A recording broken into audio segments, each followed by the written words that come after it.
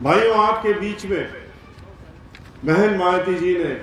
एक नौजवान व्यक्ति को भेजा है और खुशी की बात है कि ये तो अपनी सिविल सर्विसेज की तैयारी कर रहे थे, लेकिन बीकॉम एमबीए करने के बाद पढ़ाई करने और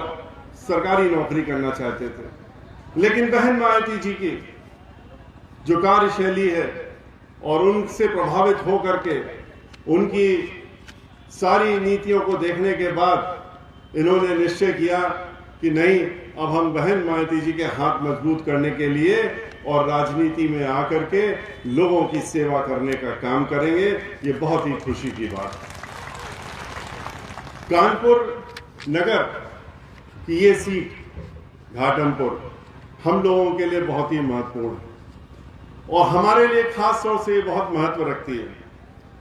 इसलिए क्योंकि ये ऐसा शहर है जहां पर कि हमारी पैदाइश हुई, जहां पर हमारी पढ़ाई लिखाई हुई, हमने यहीं से स्कूल किया,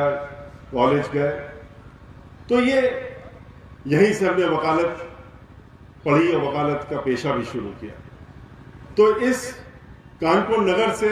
एक व्यक्तिगत हमारा खुद का भी जुड़ाव है, पूरे परिवार का जुड़ाव, और वो जुड़ाव थोड़ा और बढ़ गया क्योंकि अभी आपके बीच में कपिल मिश्रा बोल रहे थे, तो इनकी यहां पैदाइश नहीं हुई, ये तो लखनऊ में हुए, लेकिन इनके पिताजी यहां पैदा हुए, पर इनकी शादी कानपुर शहर में हो गई और इनकी पत्नी की पैदाइश कानपुर की है और देवी प्रसाद तिवारी जी जो बैठे हैं साथ में हम लोगों के कानपुर नगर अध्यक्ष, वो यहाँ पर मौजूद। तो हम सब लोगों का परिवार जो है वो कानपुर से खास तौर से एक जुड़ाव रखता है और हमारे लिए एक खास, इसीलिए जब कानपुर में आते हैं तो एक अपनापन हमको जो पूरे प्रदेश में जाने के बाद कानपुर शहर में लगता है वो खास तौर से है। और इसीलिए हम चाहते हैं कि अब की बार चूंकि ये निश्चित हो गया है, जो 2 चुनाव हुए हैं जहां 2 जगह वोटिंग पड़ी है, पहला चुनाव 10 फरवरी को और दूसरा जो कल पड़ा था 14 फरवरी को, इन दोनों ही चरणों में बहुजन समाज पार्टी एक तरफा जीतने का काम कर रही है। ये संदेशा पूरे प्रदेश को मिल गया और अब इसीलिए हम चाहते हैं कि कानपुर शहर में जो सीटें हैं, कानपुर में बहुजन समाज पार्टी पीछे न रह जाए और हमको इस बात का अफसोस बाद में न रहे कि हमारा जो अपना खुद का शहर था, बहुजन समाज पार्टी की सरकार तो बनना निश्चित है, बहन मायावती जी का मुख्यमंत्री बनना निश्चित है, वो तो तय हो चुका है। लेकिन हम चाहते हैं कि कानपुर की भी भागीदारी सबसे ज्यादा बढ़ चढ़ करके हो और इसलिए आपके इस सीट पे हमारे जो नौजवान साथी यहां पर लड़ रहे हैं, प्रशांत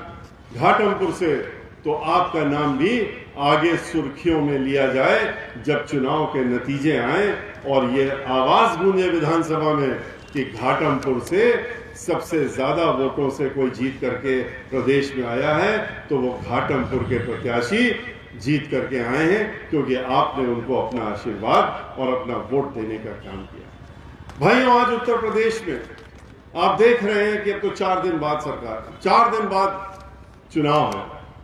और आज से 20-21 दिन बाद चुनाव 5 तारीख को, 7 तारीख को खत्म हो जाएगा, आखिरी वोटिंग होगी, 10 तारीख को चुनाव की गिनती हो जाएगी। और जैसा कि अभी नकुल दुबे जी कह रहे थे कि हाथी जो है उसने चलना शुरू किया था जब पहला चरण शुरुआत हुई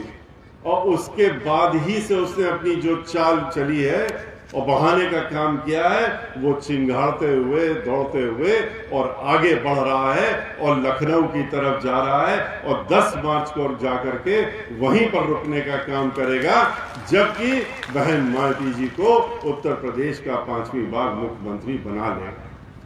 लेकिन इसमें आपका योगदान चाहिए और आपका योगदान तभी हो सकता है जब खाली आप अपना ही वोट न दें, अपने साथियों का, अपने नातेदार, रिश्तेदारों को, उन सबको, जानने वालों को, उन सबको लेकर के और हाथी के सामने वाले बटन को दबाने का काम करवाएं और खुद भी करें, तब हमें आपका योगदान मिलेगा। और इसके लिए आपको उन लोगों को बताना होगा, 4 दिन बचे हैं, इन 4 दिनों में आपको पूरा समय देना पड़ेगा। इन 4 दिनों में जैसा नकुल दुबे कह रहे थे कि आपका भविष्य बदलने वाला है। भविष्य तो बदलेगा,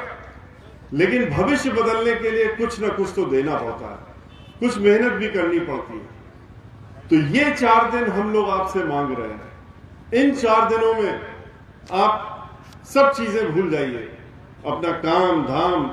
यहां तक कि अगर जागना पड़े 24 घंटे तो जागिए, लेकिन ये 4 दिन आप अपने लिए दीजिए, अपने भविष्य के लिए दीजिए, अपनी इस विधानसभा के लिए दीजिए, अपने आने वाली पीढ़ियों के लिए दीजिए। और उनको दे करके आप ये 4 दिन जो हैं, इसको अगर आप दे देते हैं अपने लिए,